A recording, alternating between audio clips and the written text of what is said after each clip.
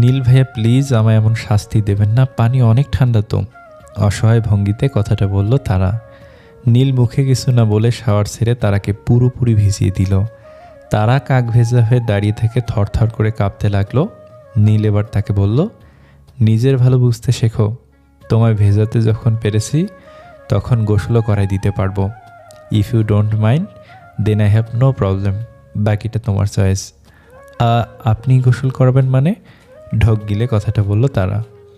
মানেটা নিশ্চয়ই আর বলে দিতে হবে না, বোঝার মতো তো বয়স হয়েছে তোমার। বাঁকা হেসে কথাটা বলল নীল ভাইয়া। আমি গোসল করব না নীল ভাইয়া, কাঁদো কাঁদো গলায় বলল। বুঝেছি, তুমি কথা শুনবে না। ওকে দেন, চলো গোসলটা সেরে ফেলি। এগোতে এগোতে তারা চোখ বড় বড় করে ঢোক গিলল। অপ্রস্তুত হয়ে বলল, না না না নীল ভাইয়া, আমি গোসল করব, আপনি যান। এই তো গুড গার্ল, ডু ফাস্ট, নামাজের জন্য লেট হয়ে যাবে নইলে। নীল বাথরুম থেকে বের হতেই তারা রেগেমেগে ঠাস করে দরজা লাগিয়ে দিল। ফলে ঘরময় ধ্বনিত হলো সেই শব্দ। নীল হেসে ফেলল, শয়তানি হাসি দিয়ে মনে মনে বলল, এটা তো কিছুই নয় তারামণি, আগে দেখো হোতা হে কেয়া, জাস্ট ওয়েট অ্যান্ড ওয়াচ। এদিকে তারা কষ্টে দুঃখে রাগে অস্থির হয়ে যাচ্ছে। পারলে তো নীলকে খুন করে জেলের ঘানি টানবে তারা, কিন্তু তা তো আর হচ্ছে না। রাগে পুড়তে পুড়তে তারা বেসিনে গিয়ে মুখ ধুলো। চেহারা দেখার জন্য আয়না তাকাতেই তারার চোখ ছানা পড়া। তারা দেখলো তার ঠোঁট জোড়া ফুলে লাল লাল হয়ে আছে, বিশেষত নিচের ঠোঁটটা। তারার মনে পড়ে গেল গত রাতের কথা। নীল ওর ঠোঁটে ন্যাকা কান্না করে, হারামি সাদা বিলাই, তুই আমার ঠোঁটের 13টা বাজিয়ে ছেড়েছিস। বেটা বজ্জাত, আমার ঠোঁটকে কি তোর ললিপপ মনে হয় রে বেটা? মনে রাখিস, এক মাঘে শীত যায় না, আমারও দিন আসবে, দেখে নিস তোর ঠোঁট আমি একদিন কেটে কুচি কুচি করে ফেলবো, তাও আবার আমার ঠোঁট দিয়ে। দেখে নিস আমি তারা, আমি কি জিনিস আর কি করতে পারি। এই কনকনে ঠান্ডা পানিতে গোসল করা যায় নাকি? আমি যদি নিউমোনিয়ায় মরি রে, তবে তোকে সাথে নিয়েই মরবো। আমি ভূত হয়ে এসে খট করে তোর ঘাড় মোটকে রক্ত চুষে খেয়ে তোকে মেরে ফেলবো। ও না না না, সরি, রক্ত চুষা যাবে না, চুষে ফেলে দেব। ওর মতো একটা রাক্ষসের রক্ত খেলে আমি একটা রাক্ষসী হয়ে যাব। গোসল করে বের হয়ে দেখি নীল ভাইয়া বিছানার একপাশে সুন্দর করে বসে আছেন। ওনাকে দেখেই গা পিত্তি জ্বলে গেল আমার। নীল ভাইয়াকে পুরোপুরি এড়িয়ে গিয়ে জায়নামাজ হাতে নিলাম। তৎক্ষণিক নীল ভাইয়া আমার হাত ধরে আমার সামনে এসে দাঁড়ালেন। তারপর আদেশি বাক্যে বললেন, চুল না শুকিয়ে নামাজ পড়তে যাচ্ছ? আগে চুলটা একটু ভালো করে মুছে নাও, তারপর নামাজ পড়ো, নয়তো ঠান্ডা লেগে যেতে পারে। আইসে আমায় নিয়ে চিন্তা করতে। শালা তোর আলগা পিরিত তোর পকেটেই রাখরে, আমার দরকার নেই। আমাকে এই ভোরবেলায় গোসল করিয়ে এখন আসছে কেয়ার দেখাতে। আমার জিন্দিগিতে আমি এত ভোরে কখনো গোসল করিনি। কি জানি কোন রোগে আক্রান্ত হয়ে কয় সপ্তাহ বিছানায় পড়ে থাকতে হয়, শয্যাশায়ী হব। ইয়া আল্লাহ, আমাকে মাফ করে দাও। নীল ভাইয়ার কথার প্রত্যুত্তরে ওনাকে জবাব দিলাম আমি, আমার ঠান্ডা লাগবে না নীল ভাইয়া, আপনার চিন্তা না করলেও চলবে। এত মানবতা দেখানোর প্রয়োজন নেই। নিজের সরকারে তেল লাগান, I mean oil your own machine. মুখ গোমরা করে কথাটা বললাম। নীল ভাইয়া আমায় সূক্ষ্ম দৃষ্টিতে পর্যবেক্ষণ করে বলল, আমি নিজের সরকারতেই তেল লাগাচ্ছি তারা। আজ থেকে প্রতিদিন তুমি ভোর 4:30টায় উঠে 15 মিনিটে শাওয়ার নিবা, দেন নামাজ পড়ে আমার সাথে হাঁটবে, আই মিন জগিংয়ে যাবে, and it's your daily routine. এখন যদি তুমি কোনো কারণে অসুস্থ হয়ে যাও, তাহলে তো আমি তোমায় শাস্তি দিতে পারবো না, আর তোমার শাস্তি না দিলে আমি শান্তি পাবো না। এখন বুঝলে কে কার সরকায় তেল লাগাচ্ছি? দাঁত কেলিয়ে আকস্মিক হা করে বিভৎস দৃষ্টিতে তাকিয়ে থাকলাম নির্ভীক চাহনিতে। মূলত বুঝতে একটু অসুবিধা হচ্ছে যে আমি শুনলামটা কি, আদৌ ঠিক শুনলাম তো? আমার ডেইলি রুটিন ভোর 4:30টায় গোসল করে নামাজ সেরে জগিং। ইয়া আল্লাহ, এটা আমি কি শুনলাম? আমি প্রতিদিন ভোরে আমি গোসল করলে তো পুরোই ফিনিশ হয়ে যাব। নীল ভাইয়াকে আমায় মেরে টেরে ফেলার জন্য এমন ফোন দিয়ে এঁটেছেন নাকি? আমায় চুপচাপ হা করে তাকিয়ে থাকতে দেখে নীল ভাই আমার মুখের সামনে তুড়ি বাজালেন। তাতে ভাবনার জগৎ থেকে ফিরতে বাধ্য হলাম আমি। উনি আমায় জোরাল কণ্ঠে বললেন, বুঝেছি তুমি কথা শুনবা না, এদিকে আসো তো। এটুকু বলে নীল ভাইয়া আমার চুল মুছতে লাগলেন। আমি চুপটি করে দাঁড়িয়ে ভাবতে লাগলাম আমার ডেইলি রুটিন সম্পর্কে।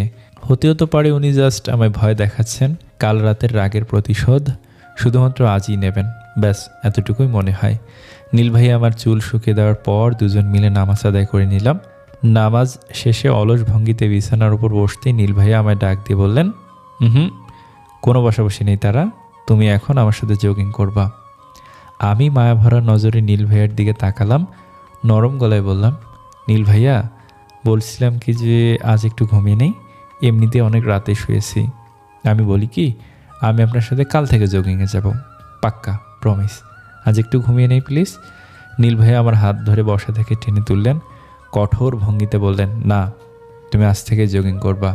যাও আলমারি থেকে একটা সফট টি শার্ট আর একটা ট্রাউজার প্যান্ট বের করে পরে রেডি হয়ে নাও। ডোন্ট বি লেট, জলদি আমায় ফিরতে হবে। নীল ভাইয়ের কথা শুনে আমার সাদা চেহারায় আষাঢ়ে মেঘ এসে জড়ো হলো। দুঃখী দুঃখী ভাব নিয়ে বললাম, ও নীল ভাইয়া ছেড়ে দিন না প্লিজ, বললাম তো কাল থেকে যাব। No means no, go and get ready first, গম্ভীর গলায় কথাটা বলল নীল ভাইয়া। আমি কাদো কাদো ফেস করে রেডি হয়ে গেলাম। নীল ভাইয়ের একটা navy blue colour T shirt, তার সাথে একটা সুতি ওড়না গলায় জড়িয়ে কালো রঙের ট্রাউজার পরে বের হলাম। আমি সচরাচর টি শার্ট পরি না, কারোর সামনে তো নাই, যার ফলে নীল ভাইয়ের সামনে এভাবে দাঁড়িয়ে থাকতে বড্ড বেশি উসখুস লাগছে।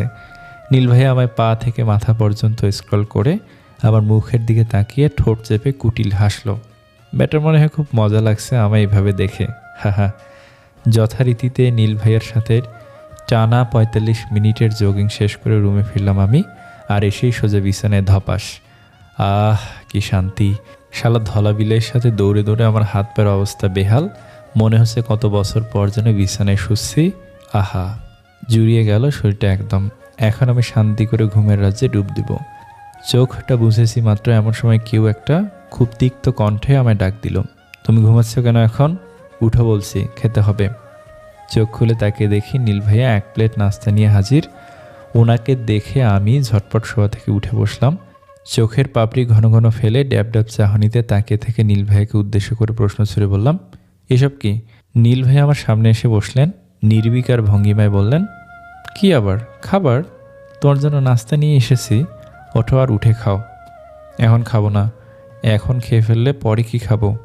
বাসার সবার সাথে ব্রেকফাস্ট করবো না? সবাই যখন খাবে তখন তুমিও খাবে, বাট এখন তোমায় খেতে হবে।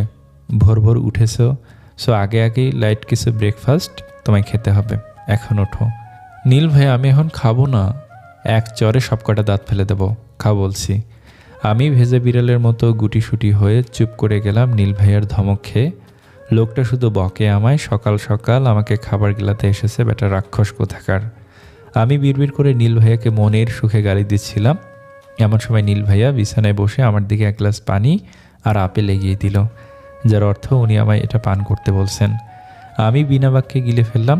অর্ধেক গ্লাস শেষ করতেই উনি আমার মুখ থেকে পানির গ্লাসটা ছিনিয়ে নিয়ে বললেন, পানি খেতে বলেছি, পুরোটা খেতে বলিনি ডাফার। প্রতিদিন সকালে নিয়ম করে খালি পেটে পরিমাণ মতো পানি পান করলে অ্যাসিডিটির প্রবলেম হয় না, তাই তোমায় খেতে দিয়েছি। তোমার পেট তো আবার আর 5টা মানুষের মতো স্বাভাবিক না, ওটা আস্ত একটা গ্যাস্ট্রিকের কারখানা। আমি কিছু না বলে এক কান দিয়ে শুনে আর এক কান দিয়ে বের করে ফেললাম। নীল ভাইয়া এবার আমায় ইশারা করে প্লেটে রাখা এক ফালি আপেল খেতে বললেন। ভদ্র মেয়ের মতো শান্ত ভঙ্গিমায় আপেলটুকু শেষ করলাম। খাওয়া শেষে ওনার দিকে তাকিয়ে দেখলাম উনি একটা সিদ্ধ ডিম দুভাগ করে তাতে হাতের সাহায্যে লবণ মাখাচ্ছেন। লবণ মাখা শেষে নীল ভাইয়া আমার দিকে এক ভাগ ডিম এগিয়ে ধরে বললেন, খাও। ডিমের চেহারা দেখে চোখ ফুটে বের হওয়ার জোগাড় হলো আমার। ঢোক গিলে ভীত দৃষ্টিতে তাকালাম আমি। সকাল সকাল পুষ্টিকর খাদ্য নামক আষ্টে গন্ধযুক্ত ডিমের মুখ দেখতে হবে তা ভাবিনি। আমার মুখের ভীতু এক্সপ্রেশন দেখে নীল ভাইয়া ভুরুজোড়া কুঁচিয়ে সচেতন চাহনিতে আমার দিকে বেশ কিছুক্ষণ তাকিয়ে থেকে বিরক্ত নিয়ে বললেন, হোয়াট? কি দেখছো কি তুমি? ডিমের কি রূপ বেড়ে হয়েছে যে এত তাকিয়ে দেখে দেখতে হবে? খেতে বলিনি আমি। ওয়াক ওয়াক সি প্লিজ নীল ভাইয়া, দোহাই লাগে আপনার, এই জঘন্য জিনিসটা আমার চোখের সামনে থেকে সরান। আমার ভীষণ বমি পাচ্ছে। নাক সিটকে মুখ কালো করে বললাম, ঠাটিয়ে একটা চল লাগাও তো, সব অসুখ ভালো হয়ে যাবে, জলদি খাও। আমি ডিম খাবো না নীল ভাইয়া, প্লিজ আমাকে এই পচা জিনিসটা খাওয়াবেন না, দয়া করুন, আমার খুব গন্ধ লাগে। নীল ভাইয়া তিক্ত কণ্ঠে বললেন, ভালোই ভালোই খেয়ে নাও, নয়তো চর থাপ্পর কত প্রকার ও কী কী দেখিয়ে দেবো তারা। আচমকা রেখে এক সাগর দুঃখ নিয়ে অসহায় ভঙ্গিতে নীল ভাইয়ের দিকে যেই তাকালাম, তখনই উনি আমার দিকে আগুন চোখে তাকালেন, যেন পুড়িয়ে ভৎস করে ফেলবে আমায়। কী বা করবো, ওনার ভয়ে ভীতু হয়ে নিরহ কন্যা বেশে 2 কামড়ে এক অংশ ডিম মুখে পুরলাম। এ কি বাজে খেতে! ইস, এই তো গুড গার্ল, এবার এটাও খাও দেখি। হা করো। খুশি হয়ে আরেক ফালি ডিম সামনে ধরে। আমার মুখের ডিমটুকু শেষ না হতেই নীল ভাইয়া আরেকটা অংশ নিয়ে হাজির। মুখে নিয়ে চেবোতে চেবোতে হুট করে বমি পেয়ে গেল আমার। মনে হচ্ছে এখনই বমি করে ফেলবো। আমার ছিটকে পড়া মুখ দেখে নীল ভাইয়া ধমকে বললেন, এই খবরদার বমি করবা না, গিলে ফেলো কুইক। আমি মন খারাপ নিয়ে ওনাকে দেখলাম। ততক্ষণে আমার বমি ভাবটা আরও কয়েক গুণ বেড়ে গেল। কাম্বার বদলি বেড়ে যাওয়ায় ওয়াক ওয়াক করা শুরু করে দিলাম। এমন সময় নীল ভাইয়া কোথা থেকে যেন এক চিমটে লবণ আমার মুখের মধ্যে পুড়ে দিলেন। আর বমি বমি ভাব হবে না, এই নাও, এবার এটা শেষ করো। আমি আগের ডিমটুকু শেষ করে বাকিটুকু গিলে ফেললাম অতি কষ্টে। তারপর আষ্টে ভাব কাটাতে এক ফালি কমলা মুখে দিয়ে নীল ভাইয়ের দিকে রাগী নজরে তাকালাম। নীল ভাইয়ের সারা মুখে তৃপ্তির ছাপ। আমাকে জঘন্য ডিমটা খাইয়ে বেটা বড্ড সন্তুষ্ট। আপনি কি জানেন, আপনি বিশ্বের অন্যতম অত্যাচারী একটা লোক। আপনার মতো অত্যাচারী লোক আমি দুটো দেখিনি। একে তো আমায় ভোর ভোর বরফ ঠান্ডা পানিতে গোসল করালেন, তারপর ৪৫ মিনিট গরু ছাগলের মতো দৌড় করিয়ে নিলেন। এখন আবার খোসমত করে ঠেসে ধরে সিদ্ধ ডিম গেলালেন। আমাকে কি আপনার মানুষ বলে মনে হয় না নীল ভাইয়া? আপনি কি জানেন, আমি জীবনে এত ভোরে গোসল করিনি, এত দৌড়াদৌড়ি করিনি, সকাল সকালে সবও খাইনি। আমার এখন জ্বর আসলে দিতে দিতে ওষুধ খেতে হবে আমাকে। পা ব্যথা হলে ক্যালসিয়াম ওষুধ খেতে হবে। এসব খেতে দিয়ে এখন যদি বমি করি তাহলে বমি বন্ধের ওষুধও খেতে হবে। আপনার জন্য, শুধুমাত্র এই আপনার জন্য আমাকে ওষুধ খেতে হবে। প্রচণ্ড রেগে বললাম। নীল ভাইয়া ভাবলেশীন হয়ে মৃদু হাসলেন। পায়ের ওপর পা তুলে হিরো স্টাইলে বসে আমার দিকে উক্তি ছুড়লেন, তারা ফর ইউর কাইন্ড ইনফরমেশন, তোমার জন্য আমি অলরেডি জ্বরের মিষ্টি ক্যাপসুল রেডি করে রেখেছি। আমি তো জানি আমার বউয়ের বয়স 18+ হলেও সে এখনও অ্যাডাল্ট হতে পারেনি। বাচ্চা বাচ্চা ভাবটা তার মধ্যে রয়েই গেছে এখনও। আর এটা আমিও জানি যে ও কখনো অ্যাডাল্ট হতে পারবেও না। তাই আমি আমার পিসি বউয়ের জন্য গতকালই বাজার থেকে ছোটো বাচ্চাদের সেই মিষ্টি মিষ্টি জ্বরের ক্যাপসুল কিনে এনেছি। জ্বর আসলেই খাইয়ে দেব। আমি অবাক হয়ে নীল ভাইয়ের দিকে তীক্ষ্ণ দৃষ্টি নিক্ষেপ করলাম। অবিশ্বাস্য গলায় ভুরু বাঁকিয়ে বললাম, কি, আপনি আমার জন্য বাচ্চাদের ক্যাপসুল কিনে এনেছেন? নীল ভাইয়া মাথা নেড়িয়ে বললেন, হ্যাঁ, বাচ্চাদের ক্যাপসুল, বাট একটু পাওয়ারফুল। আমার বাচ্চা বউটা একটু বড় তো, তাই। আর একটু আগে বললাম না ক্যালসিয়ামের ওষুধ খেতে হবে। ক্যালসিয়াম ওষুধ খেতে যেন না হয় তাই তোমায় ডিম খাওয়াইছি। ডেলি 2টা করে সিদ্ধ ডিম খাবে, একটা সকালে আর একটা বিকালে। আর পেট খারাপ হবে না তোমার। ভালো খাবার খেলে পেট খারাপ হয় না, বুঝছো? ডেলি 2টো করে ডিম খেলে আমি তো ফুলে ফুটবল হয়ে যাব নীল ভাইয়া। একটা খেতেই হাল খারাপ হয় আমার, আর আমি খাবো 2টো, অসম্ভব। ডিম খেলে কেউ ফুলে যায় না ডাফার। তোমাকে আমি ফোলাবো ঠিক, বাট অন্য টেকনিকে। যত প্রকার হেলদি খাবার আছে তার সব রুটিন করে তোমাকে ডেইলি খাবো, যার নাম হবে দি আর্ট অফ ডেইলি ফুড। আমি গাল ফুলিয়ে বললাম, না, আমি মোটা হতে চাই না। বড্ড বিশ্রী দেখাবে আমায়। আমি খাবো না আর মোটা হব না। তুমি খাবে সহ তোমার ঘাড়ও খাবে। জানো, তুমি চিকন হয় তোমাকে জড়িয়ে ধরতে কত অসুবিধা হয় আমার। অলওয়েজ একটা হাড্ডি ফিলিংস আসে। আর যদি একটু হেলদি হতে তা আরও বেশি নরম সরম হতো তোমার শরীর। জড়িয়ে ধরে আরাম হতো কত, ভেবে দেখছে একবার? শালা শখ দেখে মরে যেতে ইচ্ছে করছে। তুই জড়িয়ে ধরবি বলে আমাকে এখন মোটা হতে হবে না? ইচ্ছে করছে নাক মেরে ফাটিয়ে দেয় ব্যাটার। আমি চওড়া গলায় বললাম, আচ্ছা নীল ভাইয়া, আমাকে জড়িয়ে ধরলে যদি সত্যি হাড্ডি ফিলিং আসে তাহলে আপনার একটা কাজ করুন না, একটা নাদুস নুদুস মেয়ে দেখে বিয়ে করে নিন, দেখবেন জড়িয়ে ধরে আরাম হবে। নীল ভাইয়া এক চিলতে হাসি ঠোঁটে এনে বললেন, ডোন্ট ওয়ারি তারা, আমি তোমাকে বেশি বেশি খাইয়ে একেবারে নাদুস নুদুস বানিয়ে ফেলবো। সে এসব নিয়ে ভেবো না কেমন। এখন ফ্রুটসগুলো ঝটপট শেষ করো ফার্স্ট। আরও খাবো মানে? খেয়েছি তো, আর কত খাবো নীল ভাইয়া? আমি খেতে বলেছি তারা, কথা বলতে বলিনি। গম্ভীর স্বরে চোখ রাঙিয়ে কথাগুলো বলল। নীল ভাইয়ার চোখ রাঙানোতে ভয় পেয়ে গেলাম আমি। চুপ মেরে সব ফলগুলো শেষ করে অবহতে শিশুর মতো বসে রইলাম, চেহারায় মন খারাপের সব টেনে। আমার খাওয়া শেষ হওয়ার পর নীল ভাইয়া আমার হাত থেকে নাস্তার প্লেটটা নিয়ে ঘড়ির দিকে তাকালেন। সাথে আমিও ঘড়ি দেখলাম, 6টা 35 বাজে। ইসরে, এমন সময় প্রতিদিন আমি কত আরাম করে ঘুমাই, কিন্তু আজ একটা বিরক্তিকর লোকের বকা খাচ্ছি। ঘড়ি দেখা শেষে নীল ভাই আমার দিকে ঘাড় ঘুরিয়ে তাকালেন। ওনার তাকানোর ইঙ্গিতে কিছুই বুঝলাম না আমি।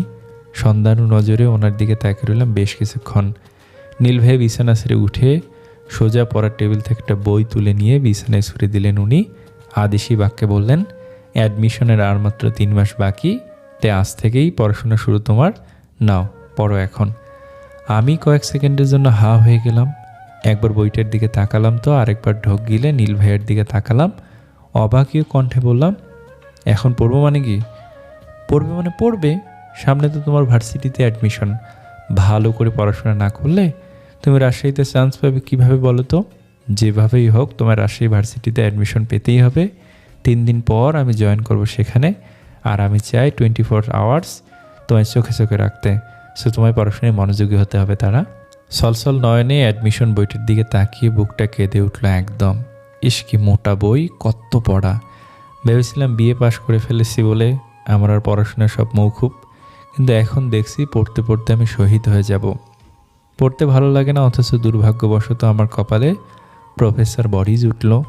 আমি ড্যাম শিওর আমার জীবনটাকে এই ডেভিল লোকটা তেনা করে ছাড়বে। কোন কুক্ষণে যায় এরকম একটা বর জুটলো আমার, ধর বাবা, ভাল লাগে না। হাতে মাত্র 1.5 ঘন্টা সময় আছে তারা, এরপর ভাবি খেতে ডাকবে। পরে আর পড়া হবে না তোমার, পড়ো বলছি। নিরুপায় হয়ে পড়তে বসে গেলাম আমি। কি আর করব, না পড়লে যে রাক্ষস বেটা আমাকে খেয়েই ফেলবে। কারেক্ট 8:30টায় আমার পড়া শেষ হলো। এতটুকু সময় আমাকে নীল ভাই ইংলিশ গ্রামার আর সাধারণ জ্ঞান বই পড়িয়েছেন। বলতে গেলে যেটুকু পড়িয়েছেন তা একদমই মুখস্থ বানিয়ে ফেলেছেন। আমাকে পড়ানো শেষ করে আলমারির কাভার্ড থেকে মেরুন কালারের একটা সিল্কের শাড়ি বের করে দিলেন উনি। জোরালো কণ্ঠে বললেন, এটা পরে রেডি হয়ে নাও, একটু পর ভাবি ডাকতে আসবে। ব্রেকফাস্ট করে আমরা শপিংয়ে যাব, একবারে রেডি হয়ে নিবা। এটুকু বলে নীল ভাইয়া বাইরে গেলেন। আমি চোখ মুখে পানির ছাটকা দিয়ে শাড়ি পরার প্রস্তুতি নিচ্ছিলাম, তখনই বাথরুমের দরজায় টোকা পড়ল। দরজা খোলো তারা। কণ্ঠ শুনে বুঝতে পারলাম হি ইজ নীল ভাইয়া। সে যাই হোক, এখানে প্রশ্ন এটা যে উনি হঠাৎ দরজা খুলতে বলছেন কেন আমায়? আমি ব্যস্ত ভঙ্গিতে বললাম, আমি চেঞ্জ করছি, একটু পরে খুলবো, আপনি যান। নীল ভাইয়া একনিষ্ঠ জেদ ধরে বললেন, আমি কিন্তু দরজা খুলতে বলেছি তারা। আমি জিজ্ঞাসা গলায় প্রশ্ন ছুড়লাম, নীল ভাইয়া এত কেন ডাকছেন আমায়? বললাম তো চেঞ্জ করছি। ওপাশ থেকে এবার গম্ভীর গলার কণ্ঠস্বর ভেসে আসলো, I said open the door তারা। ধুর বাবা, শান্তিমতো দেখি লোকটা চেঞ্জও করতে দেবে না। শাড়ি পরছিলাম, কিন্তু ওনার এত ডাকাডাকিতে বাধ্য হয়ে শাড়িটা কোনো রকমে পেঁচিয়ে টেঁচিয়ে বের হতে হলো। আমি বের হওয়ার পর নীল ভাইয়া আমার হাত ধরে টেনে রুমে নিয়ে গেলেন। চুপ করে দাঁড় করিয়ে বললেন, আমি পরাবো, শাড়ি ছাড়ো।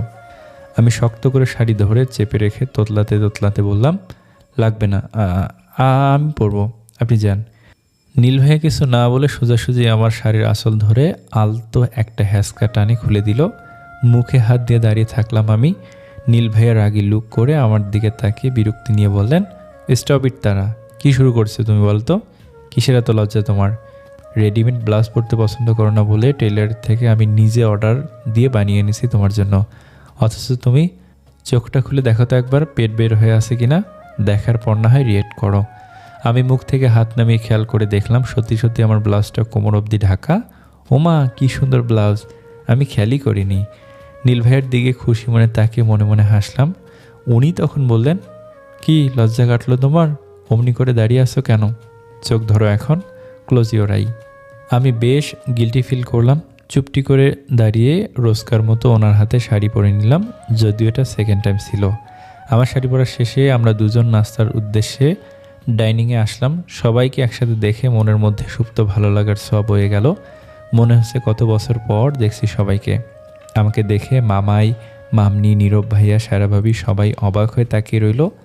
তৎক্ষণিক আমার মনে হলো যে আমি তো লুকিয়েছিলাম এতদিন। সবাই নিশ্চয়ই জেনে গেছে এই কয়দিনে। হয়তো সবাই আমায় ভুল বুঝছে, অভিমান করে থাকবে, এমনটাই তো হওয়ার কথা ছিল। অপরাধীর মতো করে মাথা নিচে করে দাঁড়িয়ে আছি। বেশ খারাপ লাগছে, অনুতপ্ততা বোধ করছে। নীল ভাইয়া যাই করে থাকুক আমার সাথে, কিন্তু তার সাথে তিল পরিমাণ অংশ জড়িত নেই এই পরিবারের কেউ। ছোট থেকেই মেয়ের মতো আগলে রেখেছে ওরা, অথচ আমি ওদের কষ্ট দিয়ে ফেলেছি।